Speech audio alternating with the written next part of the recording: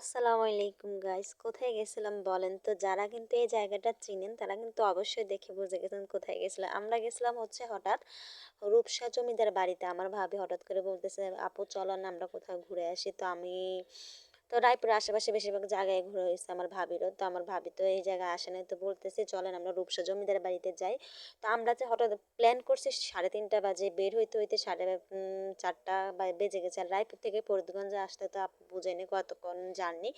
তো একটু লেট হয়ে গেছে। আমরা যাওয়ার এই মনে হয় 10-15 মিনিট পরে হচ্ছে আপনার মাগরিবের আজান দিয়ে দিছে, যদিও তখন আর কি মানুষ ঢোকা নিষেধ।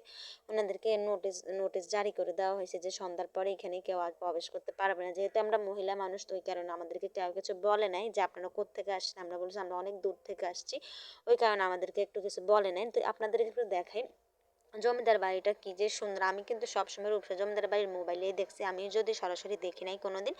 তো আজকে ফার্স্ট টাইম সরাসরি দেখলাম রূপসা জমিদার বাড়ি। এই যে দেখেন সন্ধ্যা হয়ে গেছে।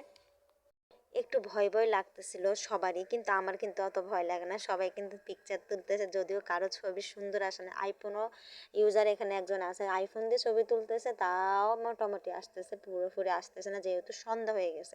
তো এই যে দেখেন লাইট জ্বালানো হয়ে গেছে রাতের বেলা, কি যে ভয়ানক একটা সিন। তো যারা ভয় পায় তারা তো ভয় পায়। তো যাই হোক, আপনাদেরকে একটু দেখাই রাতের বেলার অবস্থা। তো এখানে দিয়ে হচ্ছে আমরা এখন বাইর হয়ে যাব। তো আমরা আমাদের ঘোরাঘুরির পর্ব শেষ হয়ে গেছে, আমরা সবাই বাহির হয়ে চলে যাচ্ছি আর কি। তো বাহির হয়ে যাওয়ার পর আপনাদেরকে দেখাবো আর কি বাহিরের কি অবস্থা। তো এখানে দেখেন বের হওয়ার পরে একটা কাছের ঘর পরে, তারপর হচ্ছে এখানে কিন্তু মানুষও বসবাস করে, যেহেতু জমিদাররা হয়তো কারা আছে না ওরা বসবাস করে। আমিও মোবাইলে দেখছিলাম এটার মধ্যে মানুষ থাকে, এটার মধ্যে কিন্তু লাইট জ্বালানো থাকে, মানুষের কথাবার্তা সব কিছু শোনা যায় স্পষ্ট। তো এই যে দেখেন আপনাদেরকে দেখাই। তো সবাই ভালো থাকবেন।